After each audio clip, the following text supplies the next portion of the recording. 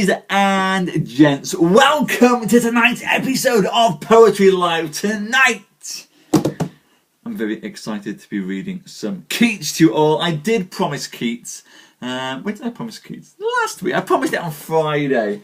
But then there was a power cut. Was there a power cut? There was some we didn't do Thursday. No, I was ill. That was it. Power cut over the weekend. Not that it affected the show. That's it. On Thursday I was ill, so we did Thursday's show on Friday, and now we're back. That's funny. We're back with Keats tonight. So hello, welcome. Hello, Catherine. Hello, Katie. Hello, Laura. Hello, Fabi. Welcome, everyone. Sit yourselves down. Saddle yourselves in. Are you looking forward to some Keats? I should hope so. By the way, I'm thinking of doing a trend of this. I picked a cardigan that matched the colour of the book. There you go. Trying to start a trend there. Cardigans that match the colours of books, which would be difficult. Although actually, if I had books that are the same colour as these, that would be awesome. She's not come through yet, Kath. I can only assume that Dawn must be caught up in some kind of Easter Monday festivities. Shall we just all tweet her instead and ask her where she is? Go on.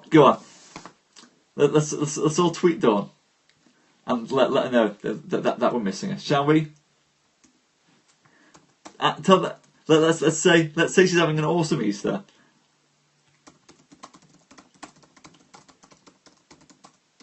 There we go. We'll tweet on. That's it. That's what I like to do. Thinking about the community.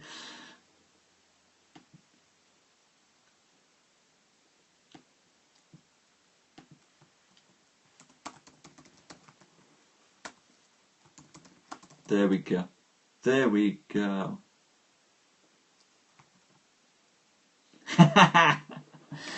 Good. Right, that's it, ladies and gents. There we go. That's how we keep the community happy. Tweet each other. Hello, horse eggs. Hello. Come in. Welcome. Hopefully, it's just having a wonderful time eating Easter eggs somewhere. Which is what we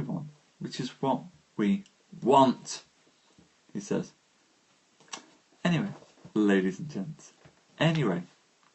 Shall we get into some Keats tonight? I think we should. What shall we go for Keats tonight? Nothing too long. I'm thinking short Keats. I'm thinking. Do you know what? I don't believe in too much chocolate, Mama Bon. Too much chocolate. Yep. No. Unless you've got diabetes. If you've got diabetes, I'll accept too much chocolate. Although I can also then hook you up with some nice folk who make diabetes-friendly chocolate. But otherwise, no, there's no such thing as too much chocolate. Chocolate is just there to make me smile. Anyway, shall we go and do some sonnets, ladies and gents? Yes, because I love sonnets. Here we go, then. Here we go. Ladies and gentlemen, these are some sonnets by that wonderful Keats. Too secret. Had I a man's fair form, then might my sighs be echoed swiftly through that ivory shell, thine ear and find thy gentle heart. So well would passion arm me for the enterprise, but I am no knight whose foeman dies, no curious glistens on my bosom's swell. I am no happy shepherd of the dell, whose lips have trembled with a maiden's eyes, yet must I dote upon thee, call thee sweet. Sweeter by far than Hybla's honeyed roses, when steeped in dew rich to intoxication. I will taste that dew. For me 'tis meet, and when the moon her pallid face discloses, I'll gather some by spells and incantation. All right, Fabi, I will accept the lactose intolerant thing. Although there's a very nice chocolatier up the road who I think might be able to make some lactose friendly chocolates. He's a very good man. Anyway, hello Marcella, hello, come in, hello Darren, welcome, thank you Kath, I'm glad you liked that. That was a lovely poem. Poor old Keats, always knocking himself down, really. I'm sure that Keats would have been a lovely man to date. Hello Atlanta, hello from Yorkshire, Darren. What should we go to next? What shall we go to next? Let's... here we go. Hello, Marcella. To a friend who sent me some roses. Oh, my stomach says that all the time. It's just lying. And then I end up being sick in bed on a Thursday. But okay. Sometimes the stomach tells the truth. Anyway. As late I rambled in the happy fields, what time the skylark shakes the tremulous dew from his lush clover covert, when a new adventurous knights take up their dinted shields, I saw the sweetest flower wild nature yields, a fresh blown musk rose. 'Twas the first that threw its sweets upon the summer, graceful it grew, as is the wand that Queen Titania wields. And as I feasted on its fragrancy, I thought the garden rose it far excelled. But when, O Wells, thy roses came to me, my sense with their deliciousness was spelled. Soft voices had they, that with tender plea whispered of peace and truth and friendliness unquelled. Absolutely, Marabont. There are the roses, those roses that speak in soft voices of peace, truth, and friendliness. Unquelled. Enjoy weeding your yard, Darren. Thank you for stopping by. What shall we go for next?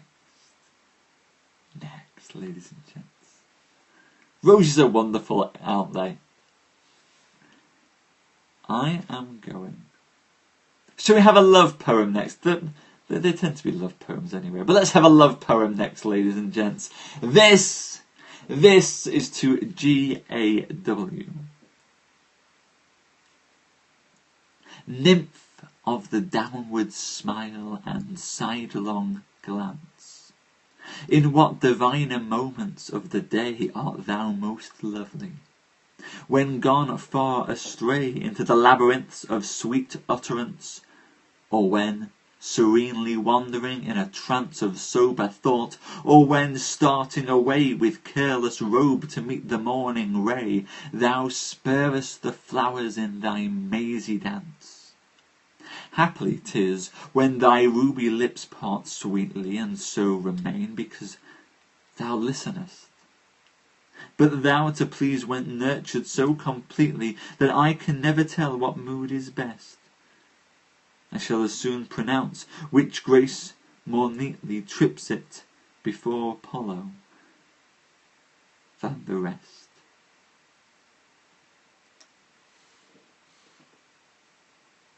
Bless him. That's a nice, sweet poem. I like that. Haply 'tis when thy ruby lips part sweetly, and so remain because thou listenest. But thou to please went nurtured so completely that I can never tell what mood is best. So that image of Keats talking to a woman. Well, there are plenty of love sonnets written about having fights with boyfriends and girlfriends, Kath. Demand that he write you a sonnet to make it up for you, Kath. That's the way it should be done. Demand he make it up to you with a sonnet. There. That's why we read sonnets, Kath. We read sonnets to get folk into the habit of writing them once again. Now, next, let's go for. He says, flicking through the old book.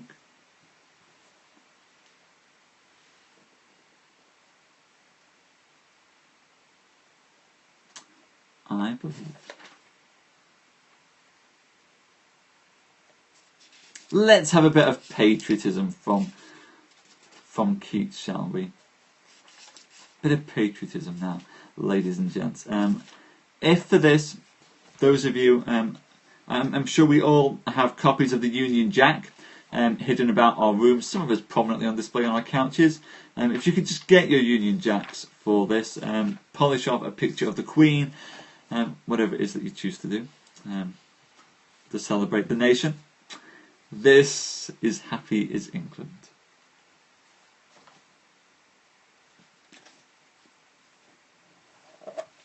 Excellent. Get the Yorkshire White Rose, Kath. You'll be sorted. Happy is England. I could be content to see no other verdure than its own, to feel no other breezes than are blown through its tall woods with high romances blent.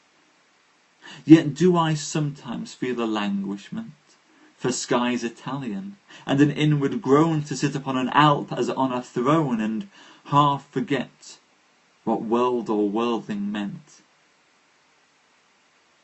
Happy is England, sweet her artless daughters, enough their simple loveliness for me, enough their whitest arms in silence clinging, yet do I often warmly burn to see beauties of deeper glance, and hear their singing, and float with them about the summer waters. I'll accept. We can accept some Italian flags for there. Keats clearly has a thing for Italy. We will accept that happily, Maribor. I'll accept Old Glory as well. We can accept whatever and however we choose to celebrate it.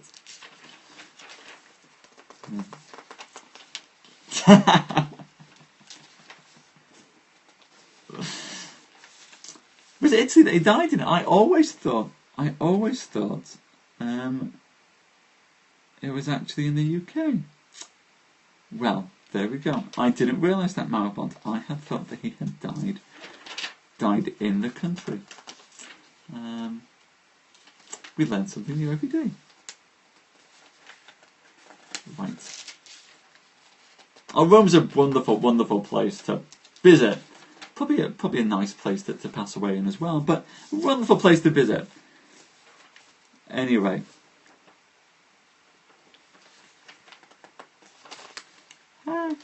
Hello, Frank. Come in. Sit yourself down as I go for.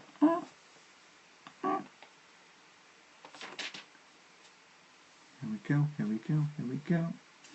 I had one of my favourite poems. Here we go. Was it scissors, Frank? It was scissors, wasn't it? You found scissors by your Easter egg, which would be an awesome present. Anyway, this, ladies and gents, for those of you who may have picked up the papers around tube stations or trains and things, and you will have seen those columns, do we call them columns? The bits where, people have written down their love notes to people of, I was the well-dressed writer wearing a cardigan and heavy amounts of knitwear on the 1807 coming out of King's Cross. You were the gorgeous young woman pushing a giant suitcase through the turnstiles Call me. You've seen those things, right? I haven't written that, by the way, but I would. This is Keats' own attempt at doing it. This is to a lady seen for a few moments at Vauxhall. I don't pay attention to anyone when I go to Vauxhall, by the way, because we're MI6s, and I think a good way to not be picked up by the security services is by just not paying attention to things. Paying too much attention at Vauxhall can get you in trouble. Anyway. Time's sea has, for 5 years at its slow ebb, long hours have to and fro let creep the sand since I was tangled in thy beauty's web, and snared by the ungloving of thine hand. And yet I never look on midnight sky, but I behold thine eyes, well-memoried light. I cannot look upon the rose's dye, but to thy cheek my soul does take its flight. I cannot look on any budding flower, but my fond ear in fancy at thy lips, and hearkening for a love sound doth devour its sweets in the wrong sense. Thou dost eclipse every delight with sweet remembering, and grief unto my darling joys dost bring. Of course you did, Rosella. I remember it now. I remember looking at the Keats house in Rome and making a note. It just couldn't completely out of my mind. Completely out of my mind.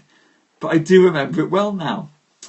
There you go. I am useless sometimes, ladies and gents. Useless. But I'm glad. Hello, Casa, by the way. Hello.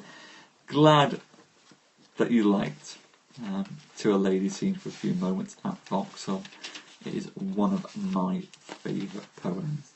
He says, now flicking back through. No, I don't want the occasional humorous.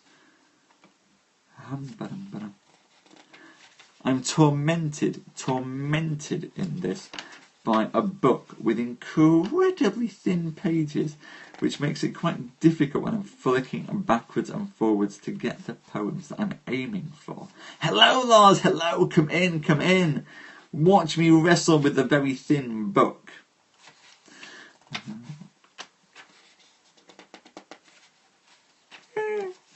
No, that's not what I wanted.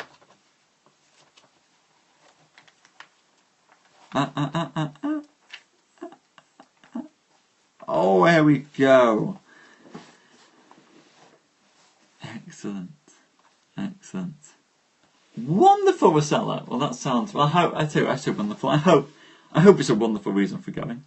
And that you'll enjoy it. This, ladies and gents, and hello, Javi, good to see you. I haven't seen you in a while. Sit yourself down. This, ladies and gents, is that most famous Keats poem. This is Ode to a Nightingale. I should say hello to Black Rabbit as well, because I don't say hello, Rabbit. She's watching on a thing because her phone's broken.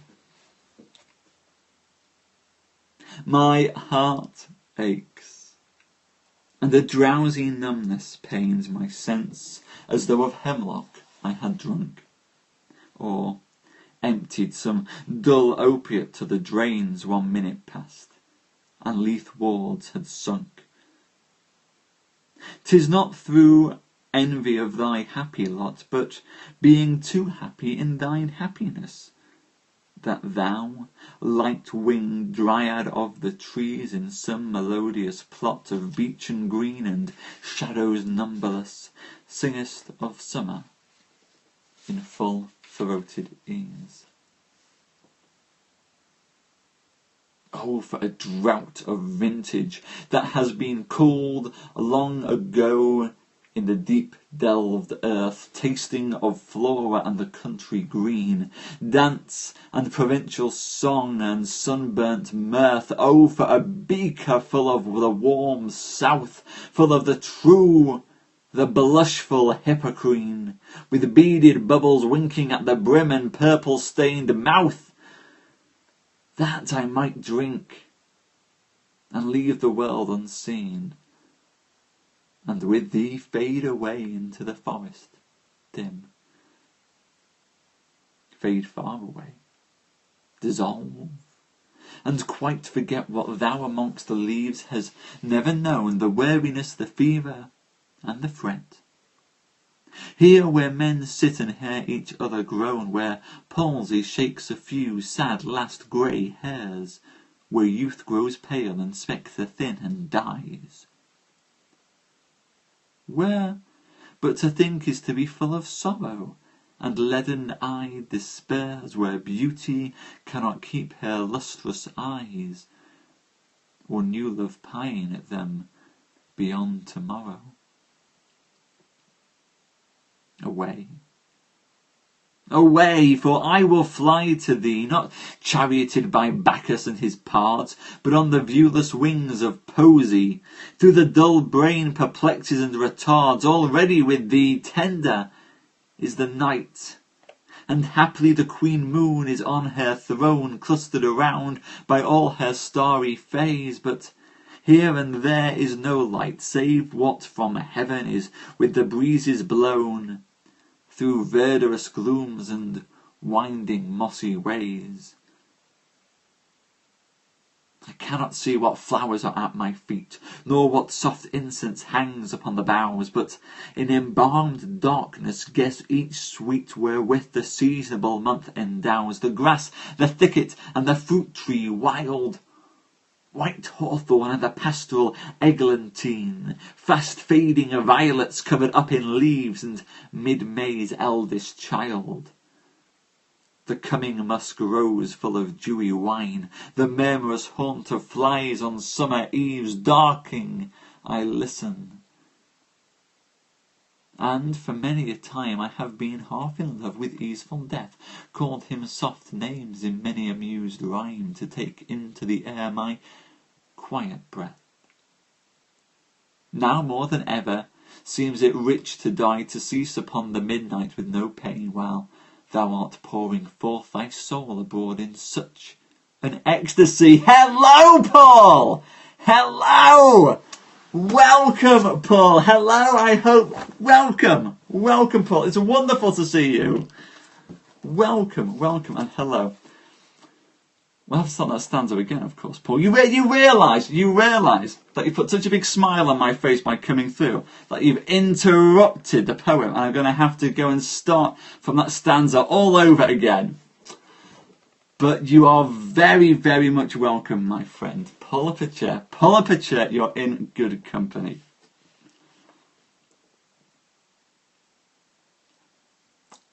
I cannot see what flowers are at my feet, nor what soft incense hangs upon the boughs, but in embalmed darkness guess each sweet wherewith the seasonable month endows the grass, the thicket, and the fruit tree wild. White hawthorn and the pastoral eglantine, fast fading violets covered up in leaves, and mid-May's eldest child. The coming musk rose full of dewy wine, the murmurous haunt of flies on summer eves. Darkling I listen, and for many a time I have been half in love with easeful death, called him soft names in many amused rhyme, to take into the air my quiet breath. Now more than ever seems it rich to die, to cease upon the midnight with no pain, while thou art pouring forth thy soul abroad in such an ecstasy. Still wouldst thou sing, and I have ears in vain to thy high requiem become a sod. Thou wast not born for death, immortal bird, no hungry generations tread thee down. The voice I hear this passing night was heard in ancient days by emperor and clown. Perhaps the self-same song that found a path through the sad heart of Ruth, when sick for home she stood in tears amid the alien corn. The same that oft times hath charmed magic casements, opening on the foam of perilous seas in fairy lands forlorn. Forlorn. The very word is like a bell to toll me back from thee to my sole self. Adieu, the fancy cannot cheat so well as she is famed to do, deceiving elf. Adieu, adieu. Thy plaintive anthem fades past the near meadows, over the still stream, up the hillside, and now 'tis buried deep in the next valley glades. Was it a vision or a waking dream? Fled is that music. Do I wake or sleep? Lars, I would be only too happy to accept a kiss off you for my readings. You wonderful Danish man. And hello, Paul. Welcome back. Does this mean... We must I'll ask the question. Does this mean that we have the return of the Walt Whitman show tonight? Is the question. For those of you who don't know, and where have you been? If you don't know, Paul used to go and do the Walt Whitman show on Periscope at about 11:30 sometimes. The times shifted. And he would read Walt Whitman's poetry in his fabulous, wonderful Irish voice. I would very much look forward to hearing the Walt Whitman show again. Paul, it's wonderful to have you be able to come and join us. I am so happy you came back before I went off on holiday. So welcome, Paul. How have you been? Oh, this is good. I like it when folk come through. Walt Whitman has to wait. Fair enough, Paul. Fair enough. Well, when the Walt Whitman show does make its return, Paul, I would be only too happy to sit down and listen to you read your wonderful, wonderful poems again. Hello, Texas. Come in, Texas. Come and sit down.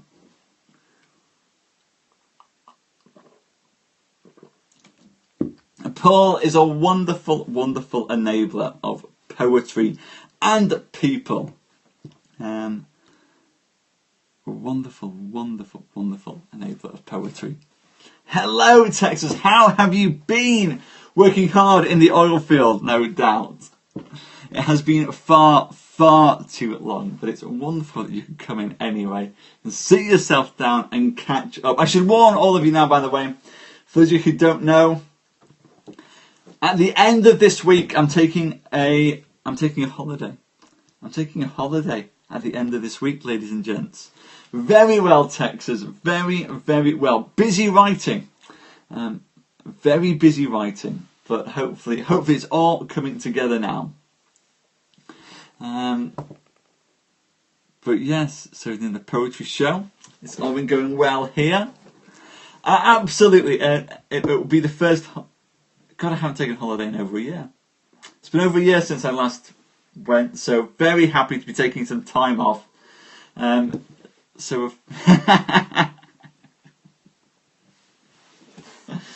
Well, Kath, hopefully the wait will make the heart grow fonder. And when I come back, I can promise you guys some amazing shows. What I want to do is more readings on here where I can read straight from the heart and not have to look down and just be able to tell stories on the fly. So when I'm away, I'm just going to be mapping out and planning stories. Which Irish poems would you like, Jason? Which Irish poets would you like me to read? We don't have anything scheduled in for tomorrow. If you want to request an Irish poet for tomorrow, I would be only too happy to read an Irish poet tomorrow. Of course I know of Seamus Heaney, Jason. Of course I do. I will read some Seamus Heaney for you tomorrow. Without a doubt. Without a doubt. We should do that. Maribond, you would like Easter 1916, would you? Okay. Okay. Can I go and grab it?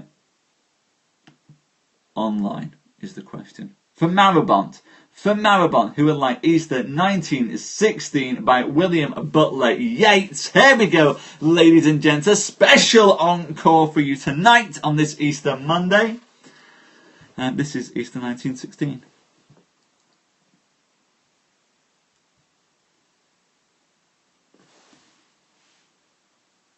I have met them at close of day, coming with vivid faces from counter or desk among grey 18th century houses.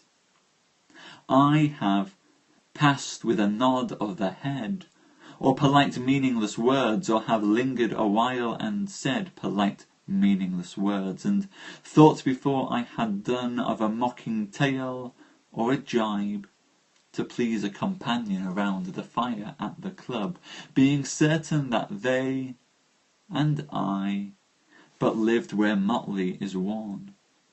All changed, changed utterly, a terrible beauty is born. That woman's days were spent in ignorant goodwill, her nights in argument until her voice grew shrill. What voice more sweet than hers, when young and beautiful she rode to harriers? This man had kept a school and rode our winged horse. This other, his helper and friend, was coming into his force. He might have won fame in the end. So sensitive his nature seemed, so daring and sweet his thought. This other man I had dreamed a drunken, vainglorious lout. He had done most bitter wrong to some who are near my heart, yet I number him in the song. He too has resigned his part in the casual comedy. He too has been changed in his turn, transformed utterly. A terrible beauty is born. Hearts with one purpose alone, through summer and winter seem enchanted to a stone, to trouble the living stream, the horse that comes from the road, the rider, the birds that range from cloud to tumbling cloud. Minute by minute they change, a shadow of cloud on the steam changes minute by minute, a horse hoof slides on the brim, and the horse plashes within it.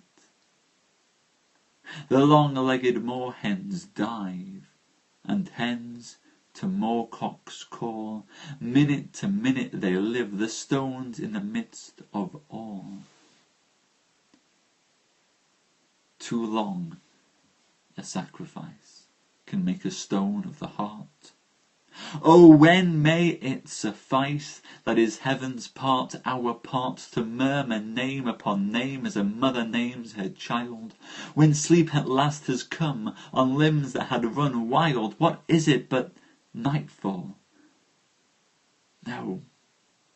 No, not night, but death. Was it needless death after all? For England may keep faith for all that is done and said. We know their dream enough to know they dreamed and are dead.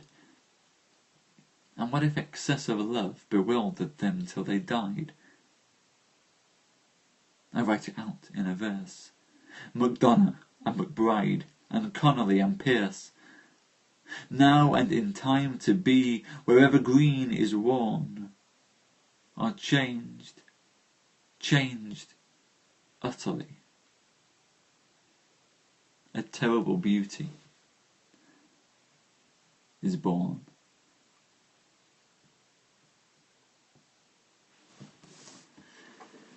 There, the Easter Uprising by Keats for Maribont and Jason. I'm glad that you guys enjoyed that. Hello, Dawn, by the way. Come in, Dawn, come in, sit down. Thank you, everyone. I'm glad that you enjoyed that. Thank you for coming and sharing it with me. Yes, Dawn, Kath was most perturbed that you weren't on the show on time. I hope you're off doing something fabulously fun and Easter related. Hopefully with chocolate. To be fair, is there any chocolate actually left at this point in Easter. I mean, we've hit Monday now. I mean, there is no chocolate left for me once we hit Monday. Monday is, the chocolate has been eaten. 2 eggs, Kath! Good Lord! There are no eggs left anymore. No eggs. No eggs. No, guys. It's all gone. Hello, Queen. Come in. Well, I can't either, Jennifer. I'll have to go on a hunt for some tomorrow, which is the only way of doing it. A little. Mama Bon, if I lived closer, I would be over there, and you would have no chocolate left at all. I don't think it works like that, Lars. I don't think it does. It's going very well, thank you, Jennifer. How are you? You've come in for the Keats, Queen. Well, I just have to keep going with the Keats then. We had technically finished the Keats, but if folk are going to insist on coming back through them, we're going to have to keep going with Keats. We just have to keep going and read some more Keats to you all. It's only fair. Only fair. Well then. What shall we go for? What shall we go for? But the important thing is that you get on in the end, Jennifer, and you're here now, which is the really good thing. Anyway, this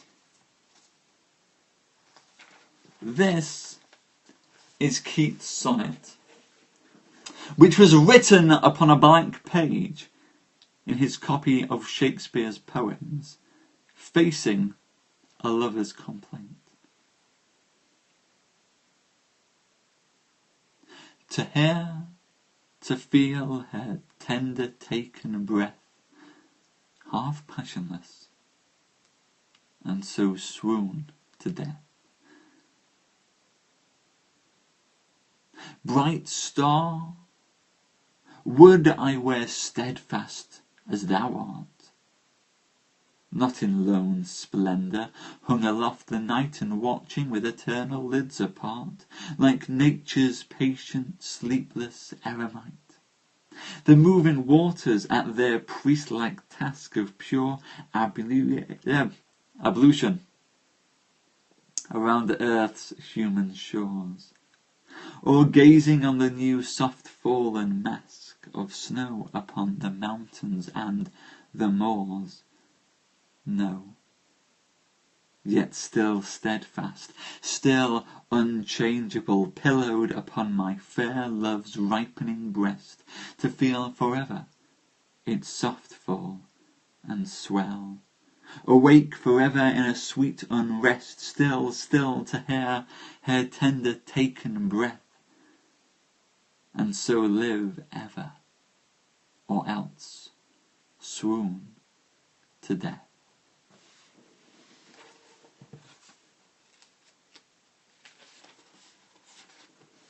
There, that, ladies and gents, this is Unnamed Poems. Thank you, Roz. Thank you, everyone. Glad that you're enjoying the poems. The next one that I'm going to read. What was I going to go for? Oh, I'm going to go for On the Sea. Thank you, Don. Thank you, Queen. Thank you, Casa. Thank you, Rosella. Thank you, Frank. I'm glad you enjoyed it. This is On the Sea.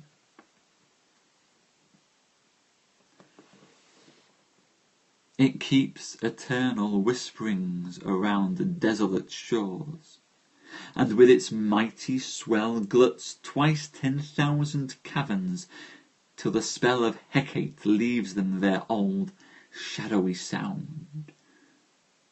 Often 'tis in such gentle temper found, that scarcely will the very smallest shell be moved for days from where it sometime fell, when last the winds of heaven were unbound. O ye who have your eyeballs vexed and teared, feast them upon the wideness of the sea. O ye whose ears are dinned with uproar rude, or fed too much with cloying melody, sit ye near some old cavern's mouth, and brood until you start, as if the sea nymphs quared.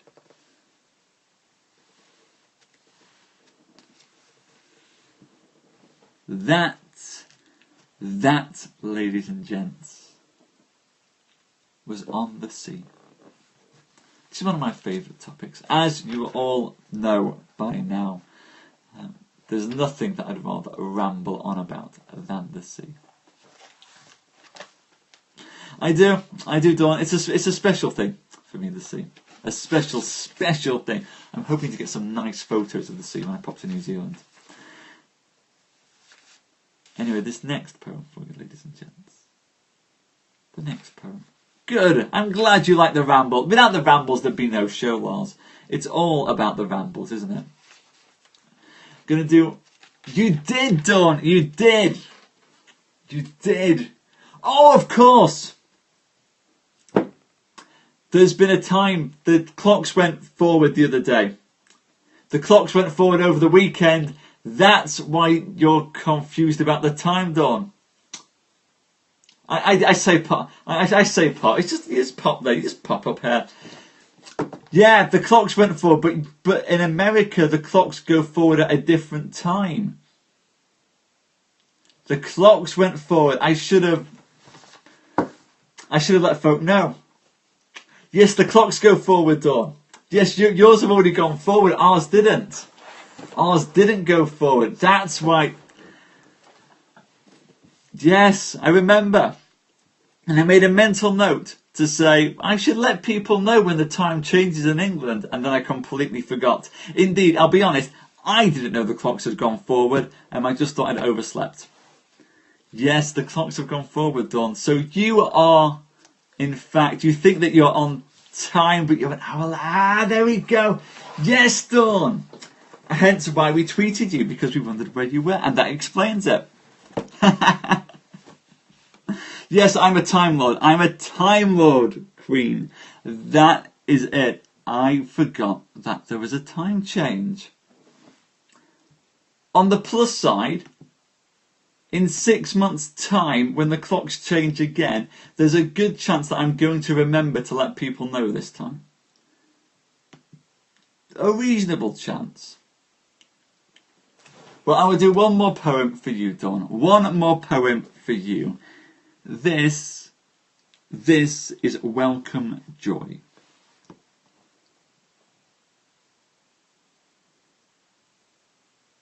Welcome joy and welcome sorrow. Leith's weed and Hermes' feather, come today and come tomorrow. I do love you both together. I love to mark sad faces in fair weather and hear a merry laugh amid the thunder. Fair and foul I love together. Meadows sweet where flames are under, and the giggle at a wonder. Visage sage at pantomime, funeral and steeple chime. Infant playing with a skull, morning fair and shipwrecked hull. Nightshade with the woodbine kissing, serpents in red roses hissing, Cleopatra regal dressed with the aspic at her breast. Dancing music, music sad, both together sane and mad, muses bright and muses pale, sombre Saturn, Momus hail. Laugh and sigh and laugh again, oh the sweetness of the pain. Muses bright and muses pale, bear your faces of the veil. Let me see and let me write of the day and of the night. Both together let me slake all my thirst for sweet heartache. Let my bower be of you, interwreathed with myrtles new. Lime and pine trees full in bloom, and my couch a low grass tomb. There we have it, ladies and gents. That is Welcome Joy by Keats. You're welcome, Dawn. I'm sorry for not being a bit faster on the uptake around the time zone change. But the important thing is you're here in the end. And we know now, this is a new time for the shows. This is a new time for the shows, ladies and gents. Anyway, just like to say a massive thank you to you all for coming tonight. Thank you, Gina. Thank you, Paul. Wonderful to see you. Thank you, Kathy. Thank you, Catherine. Thank you, Katie. Thank you, Marabont. Thank you, Rosella. Thank you, Agatha. Thank you, Lars and Danny. Thank you, Dawn. And thank you, Queen. It has been wonderful to share this evening with you. I hope I get to see you again tomorrow evening. We'll do some Seamus Heaney. We'll return to the court of King Arthur. We will have a grand old time. Paul, great to see you back. I hope you're feeling well. Have a wonderful... Rabbith's phone is still broken, Dawn. And thank you, Rabbith. Her phone is still broken, which is rotten. So at some point, her phone will be fixed. She's still here. She's watching. She's just not commenting. So hopefully she can get her phone fixed soon and we can get her back onto the show. But until tomorrow, ladies and gents, I will love you now and leave you. Have a wonderful morning, afternoon, evening, night, wherever you are. Good night.